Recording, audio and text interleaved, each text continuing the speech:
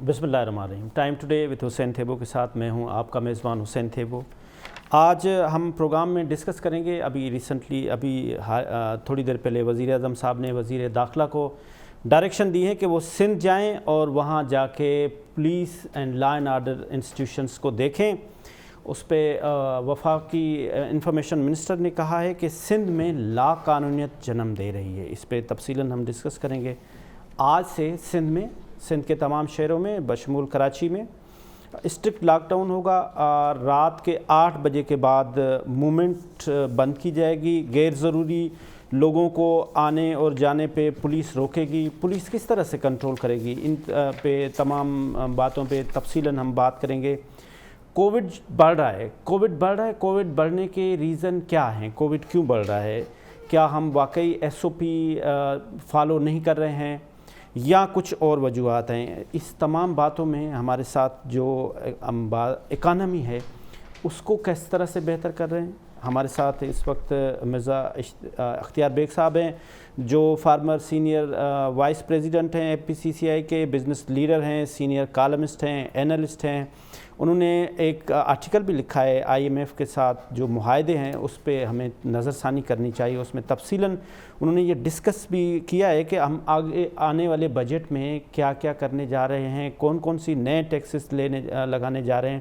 اس پہ ہم مرزا صاحب سے تفصیلاً بات کریں گے. ڈاکٹر مرزا اختیار بیگ صاحب, آپ کو بہت بہت شکریہ, آپ نے ہمیں ٹائم دیا.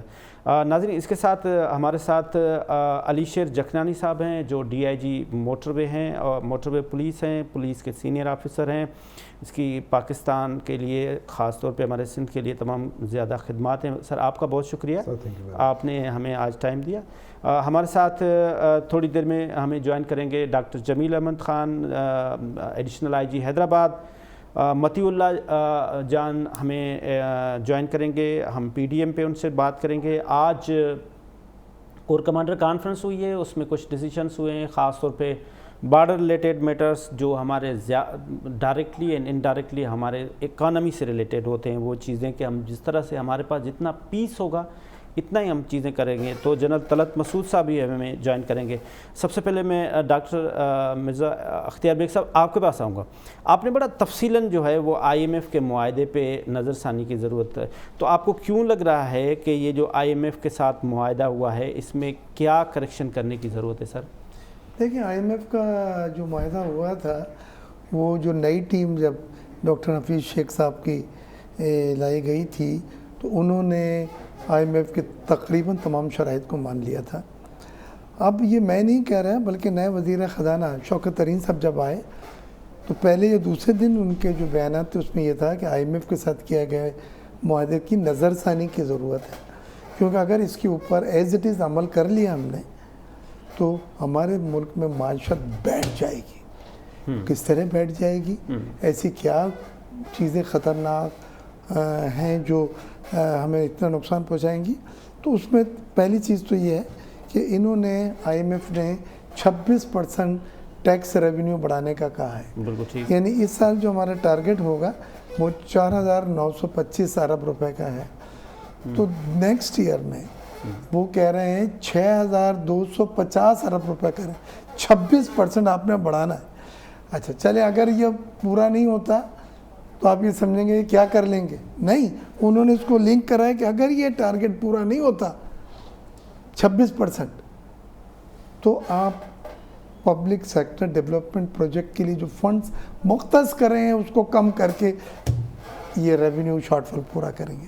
اور وہ فنڈز ہوتے ہیں PSDP جس سے گروتھ ہوتی ہے, جس سے جابس ہوتی ہیں, جس سے اکانومی آپ کی ترقی کرتی ہے. دوسری چیز ایسا نہیں ہے کہ جیسے ہم پہلے کیا ہوتا تھا کہ ہم 5,500 ایمبیشس ٹارگٹ رکھا پھر ہم نے 4,000 کیا. یہ آپ کہہ رہے ہیں کہ اگر IMF کی یہ ریکوائرمنٹس ہے کہ وہ ایٹ اینی کاسٹ ہمیں امپلیمنٹ کرنا ہوگا. جی ہاں, 26% گروتھ کووڈ کے زمانے میں چھنی میں پانی لانے کے برابر ہے. اس کے بعد انہوں نے یہ کہا کہ جی آپ اس سال جو ہے وہ تقریباً 607 ارب روپے اور آنے والے سال میں 510 ارب روپے بجلی کی قیمتوں میں اضافہ کر کے وصول کریں گے. اس کے بعد پھر انہوں نے یہ کہا 2022 تک 6 مرحلوں میں 1,000 ارب روپے آپ نے بجلی کی قیمتیں بڑھا کے وصول کرنے ہیں, جس میں 10% सर्कुलर डेट सरचार्ज भी है, यानी जो 2400 अरब का सर्कुलर डेट है, अब उसको ही काबू करने के लिए वो सरचार्ज लगा के हमारे आप से लेंगे 10%, उन्होंने वो भी लगा दिया। उसके बाद आपने देखा कि इससे पहले ही एक ऑर्डिनेंस सदर पाकिस्तान ने नाफिज कर दिया है, जिसमें 140 अरब रुपए की जो एग्जम्पशन थी टैक्स की, वो ख़त्म कर दी है। अब वो मराद, वो एग्जम्पशन जो दी गई थी बिज़नेस कम्युनिटी को, कॉर्पोरेट सेक्टर को, वो ख़त्म हो गई हैं। 140 अरब रुपए अब टैक्स देना होगा, या उनसे टैक्स जो छूट थी वो लेना होगा। उसके बाद उससे ज़्यादा जो ख़तरनाक चीज़ है, जिसमें मेरा बड़ा तशवीश है, वज़ीर आज़म साहब ने बिजली और गैस की कीमतों को जब एक हमारे साथ मीटिंग की थी, हमने उन्हें बतलाया था सिर्फ बांग्लादेश में ये हैं, इंडिया में ये हैं, दूसरे वियतनाम में ये हैं, कम्बोडिया में ये हैं। तो उन्होंने ये तय करा था कि 7.5 सेंट्स पर किलोवाट बिजली की कीमत और $6.5 पर MMBTU गैस की कीमत हम आपको एक्सपोर्ट इंडस्ट्री को देंगे। और जब से ये हुआ, एक्सपोर्ट बढ़ना शुरू हो रही है। आप देखें जी बिल्कुल कि $2 अरब का मंथली जो है पर मंथ आया है, तो इससे 24 और टेक्सटाइल की भी अल्लाह ने चाहा 14 से $15 बिलियन हो जाएंगी, जो 12 बिलियन भी नहीं थी। लेकिन जब टेक्सटाइल पॉलिसी, जिसमें हमने बड़ी मेहनत भी की थी, उसका ऐलान का वक्त आया तो उसमें दोनों क्लॉजेस थे कि बिजली होगी 7.5 सेंट्स और गैस होगा $6.5 पर MMBTU। उन्होंने रोक दिया टेक्सटाइल पॉलिसी को। IMF के एग्रीमेंट के ये ख़िलाफ़ है, आप नहीं कर सकते। अब इससे क्या नज़र आ रहा है, जून में ये मराद ख़त्म हो रही है। जो वज़ीर आज़म ने दिया था जून तक दिया था 2021, इसके माने क्या वो फिर दोबारा पुराना रेट आ जाएगा और रेट हो जाएगा। हमने सौदे किए हुए हैं, सब परेशान है कि ये क्या होगा। तो IMF एक ऐसी तलवार है जो हमारे सर पे लटका है कि हमारे लिए सांस लेना मुश्किल हो रहा है। मैं ये समझता हूँ। अच्छा, फिर इस आखिरी बात से तो गरीब आदमी के ऊपर महंगाई, वही मैं कह रहा हूँ। 7% आपकी जो बिजली की कीमत आप बढ़ाने को जा रहे हैं, इस बिजली में आपकी बिजली छूने के काबिल नहीं रहेगी, इतनी महंगी हो जाएगी। आप वो करें कि गर्दिशी कर्जे जो 2400 अरब रुपए के हैं, उसको कंट्रोल आप कर नहीं रहे। Public sector loss making organisation, वापडा, steel mill, railway और PIA, ये 4 के 2 सालों में 1000 अरब रुपए नुकसान हुआ है, जो गवर्नमेंट ने कौमी ख़जाने से दिया है उन इदारों को जिसकी चिमनी से धुआं नहीं निकल रहा है, स्टील मिल से धुआं नहीं निकल, सैलरीज की शक्ल में, उजरतों की शक्ल में। आप इस चीज़ों को कंट्रोल करें। आप बिजली गैस की कीमतों पर ही अगर पूरा नज़ला उतार देंगे तो सनत बंद हो जाएगी। तो हमने भी यही शौकत तरीन साहब की बात को, मेरी बात हुई थी शौकत तरीन साहब से और व्हाट्सएप भी हम राब्ते में हैं, मैंने उनसे कहा है कि हम बहुत खैर मकदम करते हैं, आपने वो तमाम चीज़ें सही निशानदेही की है, हम आपका साथ आपके हिकमत अमली में एंडोर्स करते हैं कि IMF के एग्रीमेंट को बैठ के बात की जाए कि कोरोना की वजह से हमारी सनत जो है ये हालत है, हमारे बिजली गैस की कीमतें बढ़ाएंगे, हमारी एक्सपोर्ट ऑर्डर जो मिल रहे हैं ये भी चले जाएंगे। उन्हें बतलाएं कि हम दूसरे इक़दाम ऐसे हैं जिनसे रेवेन्यू बढ़ा सकते हैं, और उसमें आप सर्कुलर डेट को कंट्रोल करें, उसमें हुकूमती इदारे जो लॉस कर रहे हैं उनकी नेशनलाइजेशन या रिस्ट्रक्चरिंग करें। तो ये मैं समझता हूँ बहुत ज़रूरी है। और शौकत तरीन साहब एक एग्रेसिव आदमी है, अगर वज़ीर आज़म साहब ने उनको सपोर्ट किया तो ये कोई मुश्किल बात नहीं है। IMF के सामने बैठ के अब कन्विंस, आपके साथ भी रहे पहले, पीपल्स पार्टी में भी आपके साथ। जी बिल्कुल, और मेरी बात हुई और हम आपके सामने इंडोर्स कर रहे हैं। मैं UBG का इंफॉर्मेशन सेक्रेटरी हूँ, तो मैं सबसे बड़ा ग्रुप है पाकिस्तान का, federation of Pakistan chamber of commerce में हमने 5 साल रूलिंग ग्रुप रहा है। हम उसके प्लेटफॉर्म से भी ये कहते हैं कि शौकत तरीन साहब का ये बिल्कुल सही ऐलान है, बिल्कुल सही हिकमत अमली है। हुकूमत को चाहिए कि उन्हें सपोर्ट करें कि IMF के साथ टेबल पर बैठ के ऐसी शराइत ना माने जिनसे आपकी जो मायशत में बेहतरी आना शुरू हुई है और एक्सपोर्ट बढ़ना शुरू हुई है, वो मैशियत آپ بہت قیمتی بات کر رہے تھے، اس لیے میں نے آپ کو ان انٹرپٹیڈ چھوڑا کہ ہماری بات میں نے سب بات مکمل کر پوری آپ کی بات مکمل ہونی چاہیے۔ علی شیر جکرانی صاحب، میں آپ سے سوال نہیں کر رہا ہوں، میں آپ سے صرف جواب مانگ رہا ہوں کہ یہ پولیسنگ کا جو سسٹم ہے پاکستان میں، خاص طور پہ سندھ میں، اس میں فالٹ لائن کیا ہے؟ نااہلی، corruption, bad governance, political interference? Thebo صاحب، آپ نے ایک ایسا سوال کیا کہ اس کے جواب آپ نے خود دے دیا۔ اچھا سر، آل ان ون، آنیسٹلی کہتے ہیں کہ پولیٹیکل ول ہو اور گول آپ کے سامنے ہو، ٹارگیٹس اینڈ مائل اسٹونس کلیئر ہوں۔ میرے خیال میں کسی پولیس افسر، پروفیشنل پولیس افسر کو آپ ٹارگیٹ دیں گے، اگر وہ اچیو نہیں کرتا تو پولیس افسر ہے ہی نہیں۔ بالکل ٹھیک بات۔ ہمارے پاس پریسیڈنٹس ہیں، اگر آپ 1861 پولیس ایکٹ کے بنے ہوئے پولیس سسٹم کو لے کے آئیں گے تو پھر آپ کو کبھی رینجرز کے بیساکھیوں کی ضرورت پڑے گی، کسی 245 آرٹیکل کو انووک کر کے آرمی کی ضرورت ہوگی، آپ کو پولیس پھر کام آپ کی نہیں کرے گی، نمبر 1۔ نمبر 2، دیکھیں آپ کے پاس ماڈلس ہیں، سینیریوز بنے ہوئے ہیں۔ آپ صرف پنجاب میں دیکھیں، پولیسنگ کامیاب، آپ کو کرائم فائٹنگ میں سیکشنز ملیں گے، سیگمنٹس ملیں گے۔ صرف ضرورت ہے کہ پولیس کے ساتھ 2 کام کریں۔ جتنے بھی کمیشنز آپ کے بیٹھے ہیں، 1947 سے لے کے کمیشنز بیٹھ رہے ہیں، تھنک ٹینک آپ جیسے لوگ بیٹھ کے سارٹ آؤٹ کر کے ان کو پرابلم سارے سامنے کر کے دے رہے ہیں۔ جو ہمارا اکیڈمیشیا ہے وہ ساری چیزیں آپ کے سامنے رکھ کے دے رہے ہیں۔ انہوں نے صرف 2 چیزیں ڈیمانڈ کی ہیں، عباس صاحب کی رپورٹ سب کے سامنے ہے۔ انہوں نے کہا جی آپ 2 کام کریں مہربانی کر کے، ایک یہ ہے کہ پولیس کو ٹوٹلی ڈی پولیٹیسائز کریں، جو پرپز ہے وہ کام ان کو اسائن کر دیں، ہاں ان کو لمٹ سے نکلنے نہ دیں، اور وہ لمیٹیشن جو ہے نا آپ کا کنٹرولنگ، ایسے نہیں ہے کہ وہ انرولی کل جا کے ماشاءاللہ پولیسنگ کے بجائے جو ہے نا سی ایم ہاؤس اور گورنر ہاؤس کے دروازے کھٹکھٹائے گی جی یہ بھی ان کے قابل ہم بن گئے، نہیں، ان کو ڈیموکریٹیکلی کنٹرول بھی کریں۔ دیکھیں گاڑی ماڈل آپ کی 1861 کی ہو، آپ اس سے امید کریں کہ وہ موٹر وے پہ چلے تو نہ موٹر وے پہ چل سکے گی، نہ آنیسٹلی آپ کو بتا دوں کہ آپ کو آپ کے سارے اچیومنٹس دیں گے۔ اگر آپ پولیس کو یہ 2 چیزیں دے دیں، اسی پولیس کے پریسیڈنٹس ہمارے پاس ہیں 94 میں، آپ نے تھوڑے عرصے کے لیے اپنے مفادات کے لیے ٹارگیٹس پولیس کو دے کے 3-4 مہینے میں آپ جتنا وہ اس کو بلیم کریں، ٹارگیٹس انہوں نے اچیو کیے تھے۔ اب بھی میری گزارش یہ ہے کہ اگر ایک انڈیپینڈنٹ کمیشن انہی ریٹائرڈ افسرز کا بنا دیں، آپ سولین، میں کہتا ہوں کہ پڑھے لکھے سب سے زیادہ ملک بنانے والے کون ہیں؟ میں تو کہتا ہوں وکیل ہے۔ ہاں بالکل صحیح بات ہے۔ آپ ان کو کہہ دیں جی آپ ہمیں بتا دیں کہ ہمیں مسئلہ سمجھ نہیں آ رہا ہے، آپ سولوشن دے دیں، تو آپ کو 2 سولوشنز ملیں گے۔ ایک ڈی پولیٹیسائز کریں بالکل، ان کی recruitment, training, transfer posting, tenure posting ان کو دے دیں۔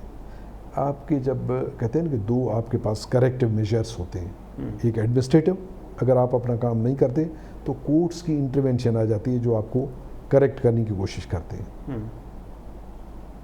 اسی پوائنٹ آف ویو سے آپ کو پتہ ہے کہ سندھ پولیس میں کورٹس کی انٹرونشن کیوں رہی ہے کہ اس لیول کرسپانڈنگلی گند بھی اتنا ہی تھا۔ اگر ساری انٹرونشن کے بعد بھی میں آپ کو بتا دوں، ابھی بھی آپ سندھ پولیس کو جو بھی آپ نے ٹارگیٹ دیا انہوں نے اچیو کیا ہے، جو بھی دے دیں، ہاں ان کو آپ انڈیپینڈنٹ کر کے دیں۔ اگر آپ کی پرائیورٹی یہ ہوگی کہ نہیں ہم کو سب کو راضی بھی کرنا ہے، ہمیں اور بھی ان سے کام لینے ہیں، تو پھر آپ کا جو بیسک پرپز ہے انہیرنٹ جس کے لیے پولیس بنا تھا وہ کام پولیس والے نہیں، پھر کوئی اور ادارے کریں۔ ایسنس آف پولیسنگ وہ ختم ہو جائے گا آپ کے۔ اگر میں آپ سے یہ بات کروں کہ یہ کرپشن کیا صرف فائنینشیل کرپشن ہوتا ہے یا ایتھیکل اینڈ مورل کرپشن بھی کوئی چیز ہوتی ہے؟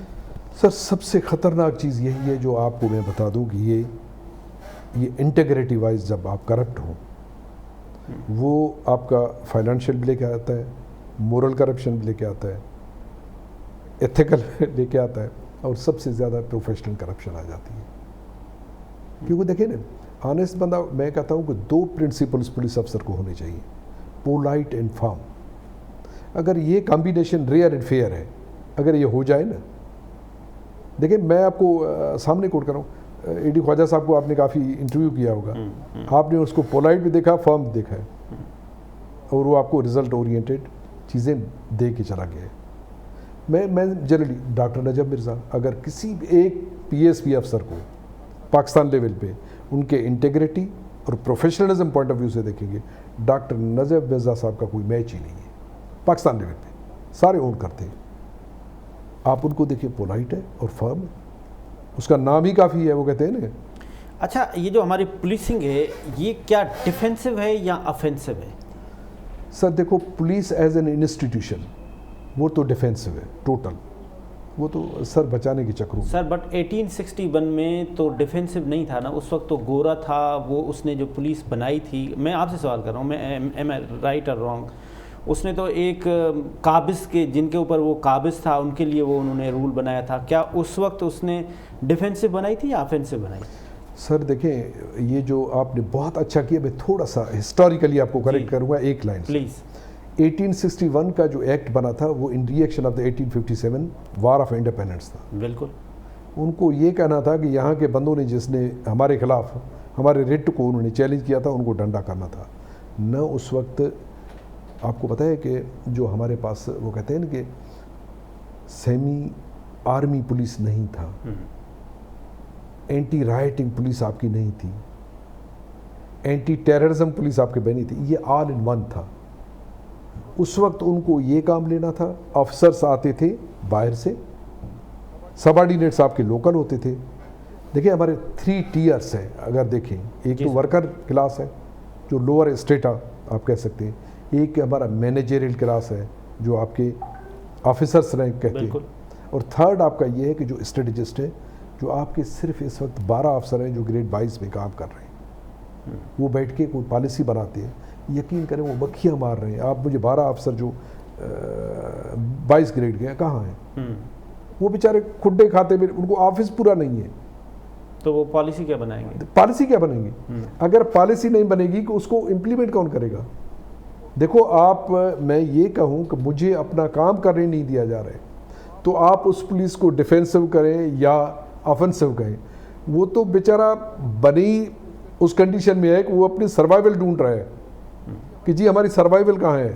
لوگ پولیٹیشین کے اوپر یہ الزام لگاتے ہیں کہ پولیٹیکل جو ہمارا سسٹم ہے وہ سب سے پہلے ڈیمانڈ کرتا ہے, ضلع کا جو ڈسٹرکٹ کا جو ایم این اے ہے یا ایم پی ہے, وہ کہتا ہے کہ یہ ایس ایچ او میرا ہونا چاہیے, یہ ایس ایس پی میرا ہونا چاہیے. یہ پولیٹیکل سسٹم کے اوپر الزام ہے. آپ سینئر پولیس آفیسر ہیں, کیا ایسا ہے؟ سر دیکھیں, میں بالکل پارشلی آپ سے ایگری کروں گا. وہ کیوں؟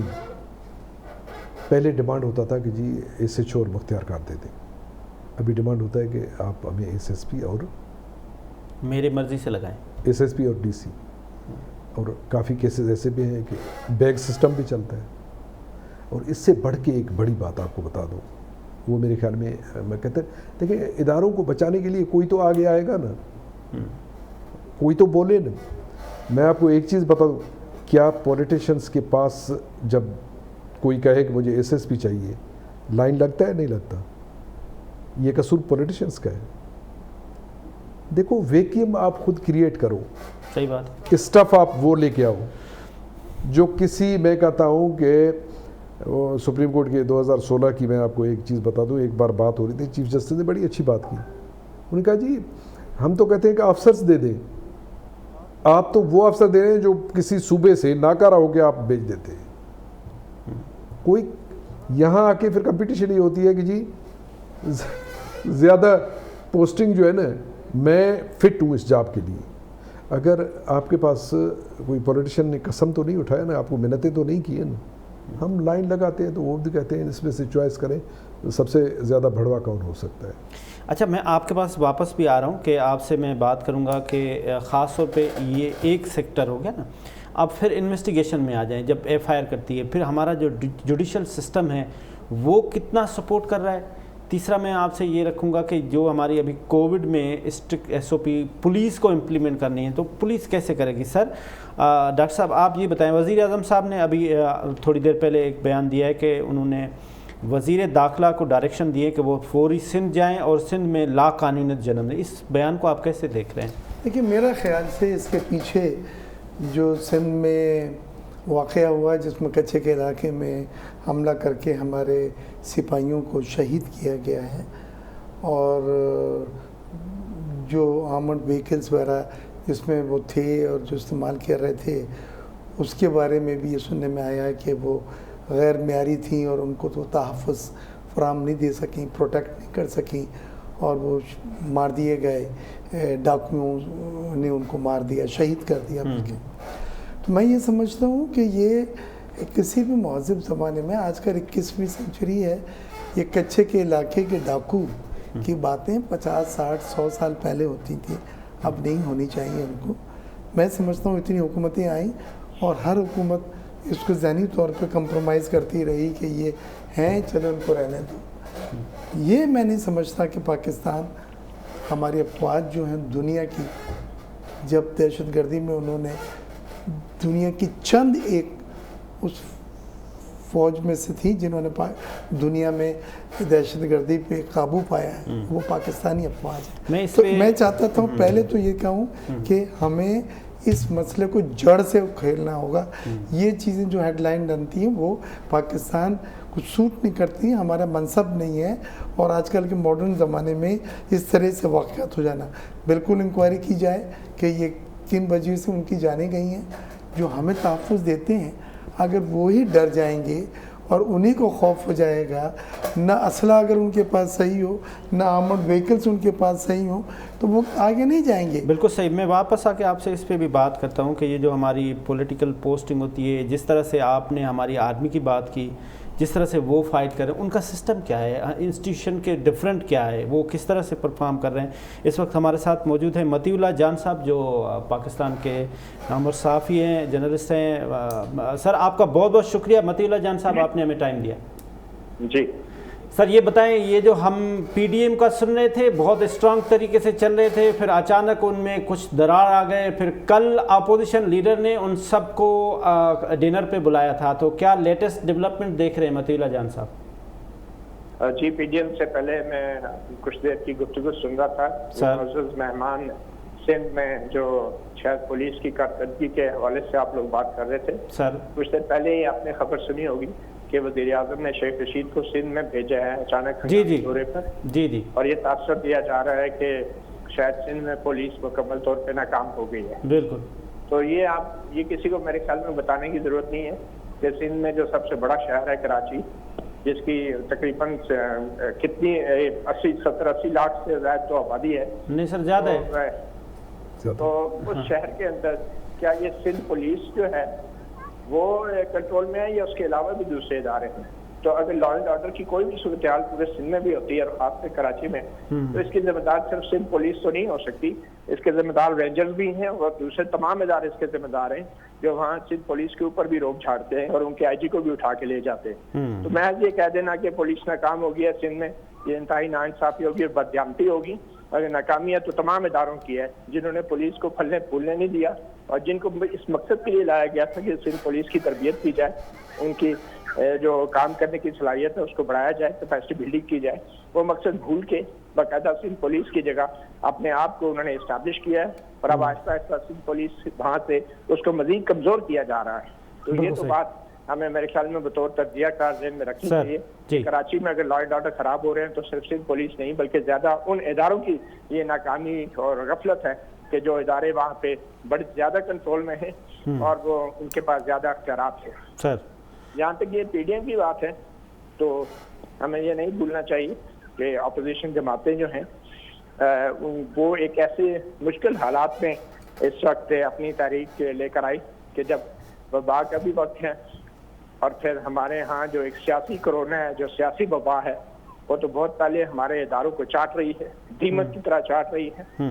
اس نے تمام اداروں کو یرغمال بنایا ہوا ہے 2018 کے الیکشن جس طریقے سے ہوئے وہ بھی دنیا کے سامنے ہیں، جس طریقے کی پولیٹیکل انجینئرنگ کی گئی. اب جو بھی کچھ ہو رہا ہے یوں لگتا ہے کہ کسی پاکستان کے طاقتور شخص کو سیف پیسج چاہیے، کیونکہ جو بھی وقت گزر رہا ہے اس شخص کو سیف پیسج چاہیے، باعزت ریٹائرمنٹ چاہیے. اب وہ کوشش یہ کر رہا ہے کہ انجینئرنگ ناکام ہونے کے بعد اب ریورس انجینئرنگ کی کوشش کی جا رہی ہے. اور میرے خیال میں وقت جو ہے وہ اپوزیشن جماعتوں کی سائڈ پہ ہے، اور اپوزیشن جماعتوں میں سے کوئی بھی اگر اس وقت تاریخ کے اس اہم موڑ پہ اسٹیبلشمنٹ کے ساتھ کھڑا ہوگا یا کسی بھی طور پہ ان کو سیف پیسج دینے کی کوشش کرے گا تو تاریخ اسے کبھی معاف نہیں کرے گی. تو پی ڈی ایم کا جو شہباز شریف صاحب نے جو ڈنر کیا تھا وہ بطور اپوزیشن لیڈر کیا تھا یقینی طور پہ. اس میں ایک دلچسپ بات یہ ہے کہ اس ڈنر کے بعد اب اگر سینٹ میں جو لیڈر آف دی اپوزیشن ہیں یوسف رضا گیلانی، آپ اگر وہ ڈنر کی میزبانی کریں گے تو ڈیفینیٹلی نون لیگ کی طرف سے بھی ایک وفد جو ہے اس کو جانا پڑے گا. تو یہ سینٹ میں جو لیڈر آف اپوزیشن کا معاملہ ہے وہ تو کم از کم میں سمجھتا ہوں پی ڈی ایم کی جو جماعتیں جو اپوزیشن کی جماعتیں ہیں ان کو یہ تسلیم کرنا پڑے گا، کیونکہ اگر قومی اسمبلی میں شہباز شریف کے ڈنر پہ تمام اپوزیشن جماعتیں آ رہی ہیں تو پھر سینٹ میں بھی یوسف رضا گیلانی کے ڈنر پہ نون لیگ کو بھی جانا پڑے گا. تو یہ معاملہ ویسے بھی بہت چھوٹا تھا اور افسوس ہوتا تھا یہ دیکھ کے کہ قومی لیڈر ہمارے جو ہیں وہ حلقوں کی سیاست پہ آگے ہیں اور گھنٹوں پریس کانفرنس بھی کرتے تھے ایک دوسرے کے خلاف. میرے خیال میں اس وقت پاکستان کو جو درپیش چیلنجز ہیں وہ بہت بڑے ہیں، اور جو پاکستان کی اپوزیشن کی جماعتوں کے قائدین ہیں ان کی بہت بڑی عظیم تاریخ ہے اور بڑے بڑے لیڈروں کی وہ اولادیں ہیں. تو ان کو تھوڑا سا اپنے آپ کو حلقوں کی سیاست سے باہر نکال کے ملک اور قوم اور جمہوریت کے مستقبل کے حوالے سے سوچنا. بالکل ٹھیک ہے. مطیع اللہ جان صاحب، کچھ دن پہلے ایک جماعت تھی ٹی ایل پی جس کا نام ہے، اس کے اوپر اس کو کل عدم قرار دیا، پھر آج اس کو ریویو کرنے کے لیے ایک کمیٹی بنائی. اس پورے سرکمسٹانسز کو آپ کیسے دیکھ رہے ہیں اور کیا ان کو ریویو کرنا چاہیے؟ میرے خیال میں یہ تو سب سیاسی انجینئرنگ کا حصہ ہے، اور اس سیاسی انجینئرنگ کی وجہ سے ہی پاکستان پوری دنیا میں بدنام ہوا ہے اور پوری دنیا کو اب معلوم ہو گیا کہ جس طریقے سے مذہبی جماعتوں کو پاکستان کی سیاست میں استعمال کیا جاتا ہے. تو یہ اگر ہم بین الاقوامی دباؤ پہ کر رہے ہیں تو ہمیں شرم آنی چاہیے. اگر ہمیں کوئی احساس ہے اپنی غلطیوں کا اس وجہ سے کر رہے ہیں پھر تو یہ اچھی بات ہے. تو بین الاقوامی دباؤ کب تک رہے گا اور کیا ہوگا؟ کیا اس سے پاکستان کے اندر سیاسی انجینئرنگ کے جو ادارے ہیں کرنے والے وہ اپنے کام سے رک جائیں گے؟ یہ بھی ہمیں دیکھنا ہے. یا صرف اور صرف کاغذی کارروائی، قانونی کارروائی کر کے فیکٹس کے جو لوگ ہیں ان کو مطمئن کرنا اگر مقصد ہے تو یہ بھی بڑی افسوس کی بات ہوگی. اصل چیز یہ ہے کہ پاکستان کے اندر جو مین اسٹریم جماعتیں ہیں، جو سیاسی جماعتیں ہیں، ان کو جس انداز سے کمزور کیا گیا ہے سیاسی انجینئرنگ کر کے اپنے اقتدار اور وسائل پہ کنٹرول کی ہوس کی خاطر، تو ان سیاسی جماعتوں کو کمزور کرنے کے بعد جو خلا پیدا ہوا ہے اس خلا کو پر کرنے کے لیے اس طرح کے مذہبی گروپوں کو سامنے لایا جاتا ہے تاکہ نہ صرف سیاستدانوں کو، سول سوسائٹی کو، میڈیا کو، بلکہ عدلیہ کو بھی بلیک میل کیا جائے. اور اس حوالے سے جو سپریم کورٹ کے فیصلے ہیں، خاص کر جسٹس قاضی فائز عیسی کا فیض آباد دھرنے کے حوالے سے جو فیصلے ہیں اس پہ عمل درآمد بھی بہت ضروری ہوگا. اور میرے خیال میں ٹی ایل پی کے حوالے سے جو اب ریویو کمیٹی بنائی گئی ہے یہ بھی یہ ایک میں کہوں گا کہ بین الاقوامی سطح پہ جو ہے آنکھوں میں دھول جھونکنے کے مترادف ہے. اگر کوئی فیصلہ وفاقی حکومت نے کیا ہے تو اس کو اپنی ٹانگوں میں جان ڈالنی چاہیے، اس پہ کھڑا رہنا چاہیے، کیونکہ یہ بڑا ایک موڑ ہے. بالکل ٹھیک بات. مطیع اللہ جان صاحب، آپ کا بہت بہت شکریہ. آپ ناظرین، ہم نے تفصیلاً بات کی ان میٹرز پہ. ابھی آج ایک امپورٹنٹ ڈیولپمنٹ یہ ہے کہ کور کمانڈر کانفرنس ہوئی ہے جس میں خاص طور پہ افغانستان اور بارڈر کے ایشوز کو دیکھا گیا ہے. اگر بارڈر ہمارا سیکیور ہوگا تو ہماری اکانومی بہتر ہوگی. ہمارے پڑوسی، ہم نے ہمیشہ ایک بات کہی ہے کہ اگر ہمارے پڑوس میں امن ہوگا تو ہمارے پاس امن ہوگا. اسی طرح سے ہم نے ہمیشہ ہندوستان کو بھی امن کا پیغام دیا ہے کہ اگر ہم کبھی، ہمارے وزیر اعظم صاحب نے بھی کہا کہ خطے ڈیولپ کرتے ہیں، ریجن ڈیولپ کرتے ہیں، کوئی ملک یا کوئی شہر یا کوئی سٹی کنٹری نہیں ڈیولپ کرتا ہے، ریجن ڈیولپ کرتے ہیں. تو ہمارے افغانستان میں ایک لیٹسٹ ڈیولپمنٹ ہونی جا رہی ہے جس کے تحت 9/11 میں وہاں سے امریکن فوجی ٹروپس جو ہے وہ وڈرال ہوں گے. ہمارے ساتھ موجود ہیں سینئر ڈیفینس انالسٹ ہیں جنرل طلعت مسعود صاحب ہیں. جنرل صاحب، آپ کا بہت بہت شکریہ، آپ نے ہمیں ٹائم دیا. جی شکریہ، جی فرمائیے۔ سر آج جو کور کمانڈر کانفرنس ہوئی اس کے جو بیانات آئے جس کے تحت افغانستان کے لیے ہم نے کیا لائے عمل بنایا ہے؟ دیکھیے پاکستان جو ہے وہ ہمیشہ سے کوشش میں ہے کہ افغانستان جو ہے وہ مستحکم ہو، وہاں حالات بہتر ہوں، تاکہ خود افغانستان کے عوام جو ہیں وہ دیکھیے 40 سال سے تقریباً بڑی بری طریقے سے خانہ جنگی میں ملوث ہیں، اور ابھی بھی جس طریقے سے امریکہ اس وقت انخلا کر رہا ہے اور وہاں حالات جس قسم کے ہیں، اس سے یہ ظاہر ہوتا ہے کہ بہت ممکن ہے کہ حالات اور خراب ہو جائیں۔ اس میں بہت بڑی جو ذمہ داری ہے اس وقت وہ طالبان کی قیادت پر ہے، اور جو افغان حکومت ہے اور جو دوسری افغان پارٹیز ہیں ان کا فرض بنتا ہے کہ یہ کوشش کی جائے کہ کسی قسم کا معاہدہ ہو، تاکہ جب امریکن فورسز بالکل چلی جائیں، بلکہ ابھی چلی گئی ہیں تقریباً، تو آپس میں اگر کوئی معاہدہ ہوتا ہے اور ایسے حالات پیدا ہوتے ہیں جس سے کہ حکومت جو ہے اس میں ہر قسم کی ریپرزنٹیشن ہو، تو پھر یہ بہت ممکن ہے کہ اس کے اچھے نتائج جو ہیں نہ صرف افغانستان پر بلکہ پورے خطے پر اور پاکستان پر بھی پڑیں گے۔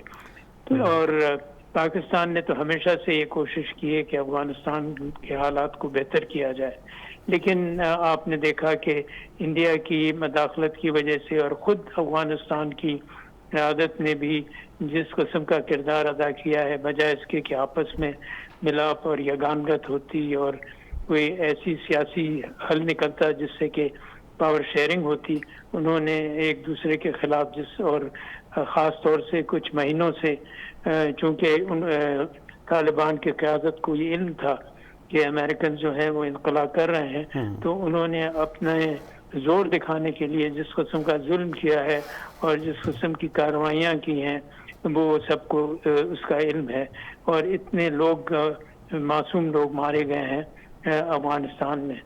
اور پاکستان کو سب سے زیادہ فکر یہ ہے کہ پاکستان کا جو بارڈر ہے وہ اس کو جب تک سٹیبلائز نہیں کیا جائے گا، اور وہ اسی صورت میں ہو سکتا ہے جب افغانستان کے حالات بہتر ہوں۔ پاکستان نے کئی اقدامات لیے ہیں، ایک تو یہ ہے کہ بارڈر فینسنگ کی ہے، اس کے ساتھ ساتھ اپنے فوج جو ہے وہاں بڑی چوکنا ہے۔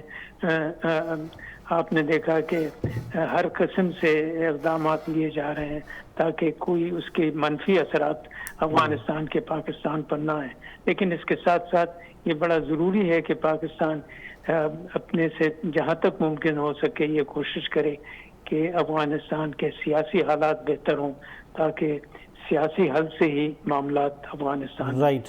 آپ نے جیسے خود فرمایا جنرل صاحب کہ وہاں پہ کابل میں دلی کا بڑا انفلوئنس ہے۔ اگر ہم دوسری بات اگر دیکھیں کہ جو کنڑ میں جو ہمارے یہاں سے لوگ گئے تو ہمارا جو بارڈر ہے وہ موسٹ کمپلیکیٹڈ بارڈر ہے، 2610 کلومیٹر کا۔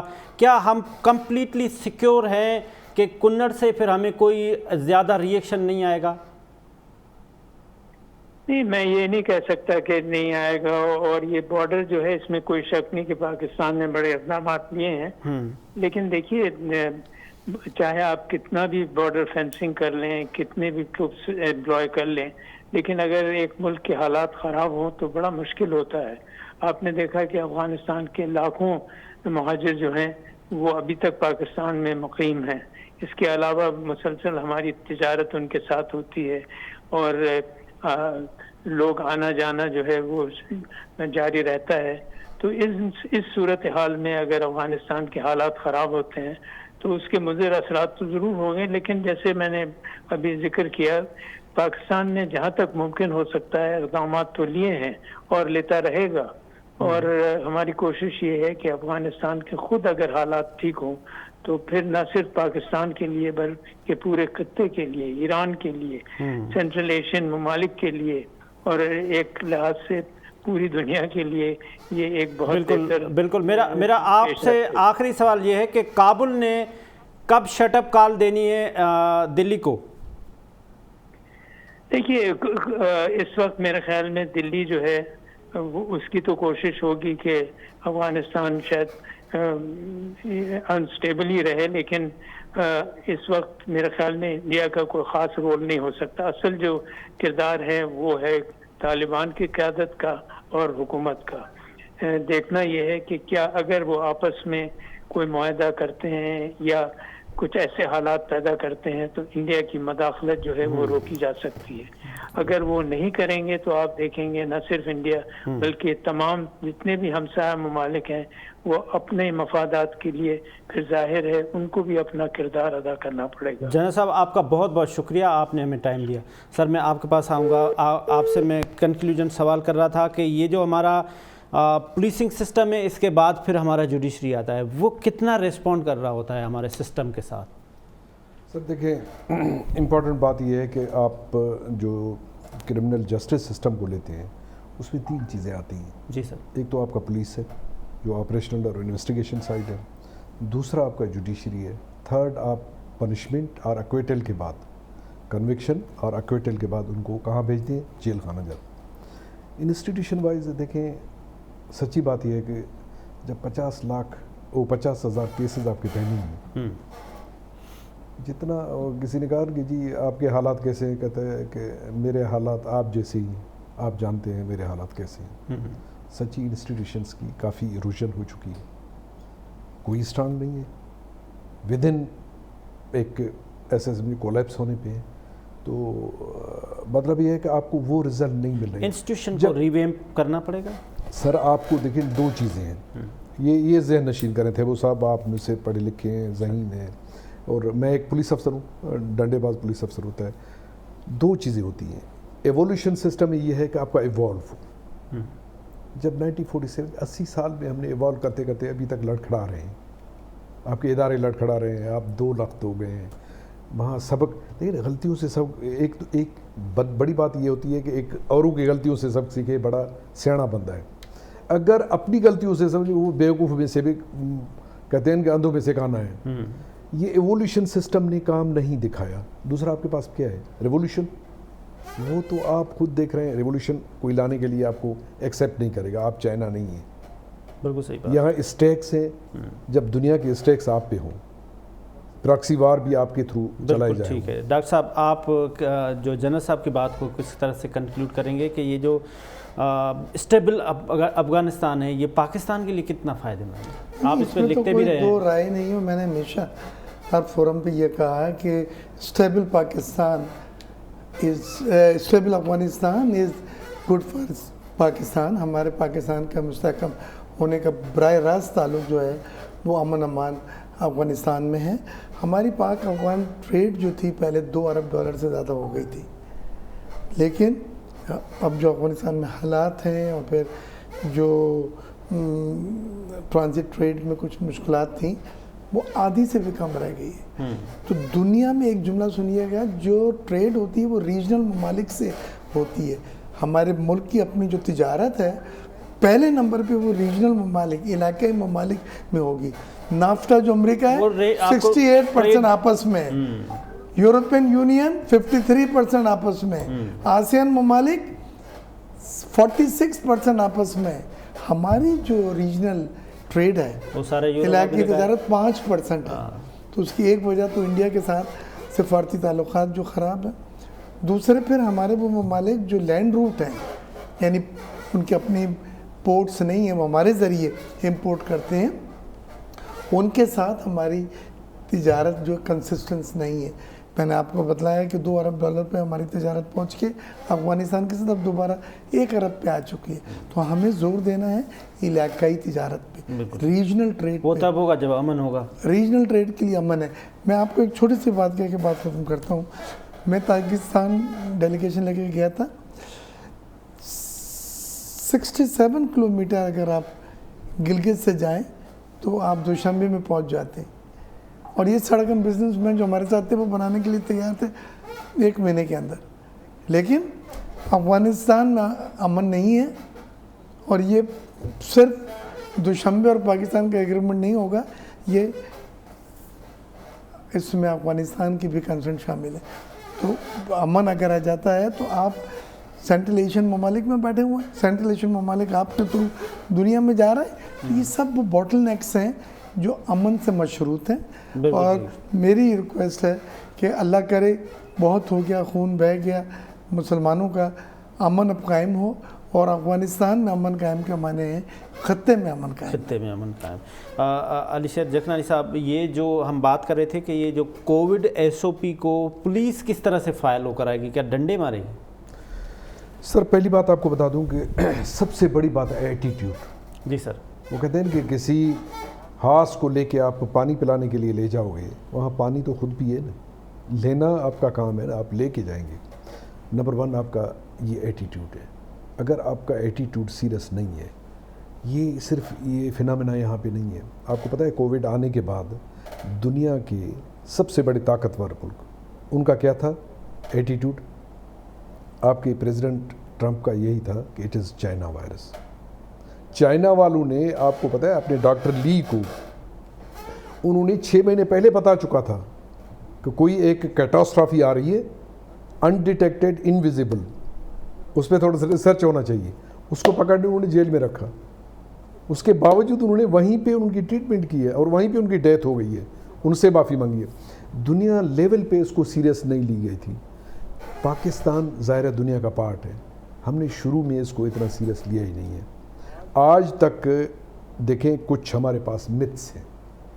کوئی کہتا ہے کہ جی یہ ایک سازش کے تحت سم ڈال رہے ہیں، کوئی کہتا ہے یار یہ امپورٹنٹ آپ کو کر دیں گے، کوئی کہتا ہے کہ یہ مارنے کے چکروں میں ہے، جو جتنے 50 سال والے 40 سال والا جو انہوں نے سیگمنٹ رکھا ہے، یہ صرف یہ ہے کہ بوڑھوں کو اڑا دو. جب تک کہ متس کو آپ کلیئر نہیں کریں گے، ان کے لیے سر 3 اسٹیپس آپ کو ضرورت ہے. میڈیا کا رول ایک پازیٹیو ہونا چاہیے. آپ کے کلرجی، آپ کے لیڈرز، ان کا بڑا رول ہے. مساجد، آپ کے علماء کرام، ان کا رول ہونا چاہیے. 3rd دیکھیں مسئلہ وہی آتا ہے آپ کا تھنک ٹینک لوگوں میں جائے. جیسے تبلیغ آپ کر رہے ہیں نا، تبلیغ میں یہ چیز آپ کیوں نہیں ڈال رہے ہیں؟ یہ احساسات کیوں نہیں ڈال رہے ہیں؟ وائیولیشنز پہ تو ہم زور، یہ قرآن پاک کی آیت ہے، خذو حذرکم، آپ احتیاط برتیں. سر ہمارے پاس آپ زبردست باتیں کر رہے تھے، ہمارے پاس ٹائم ختم ہو رہا ہے، ورنہ بہت اچھی باتیں ہو رہی تھی. ڈاکٹر مرزا اختیار بیگ صاحب آپ کا بہت بہت شکریہ. علی شیر جکھنانی صاحب آپ کا بہت شکریہ. ناظرین اس کے ساتھ آج کا ٹائم ختم ہو رہا ہے. جہاں بھی رہیں خوش رہیں، اپنے آپ کو کرونا وائرس سے بچا کے رکھیں. خدا حافظ. پاکستان زندہ باد.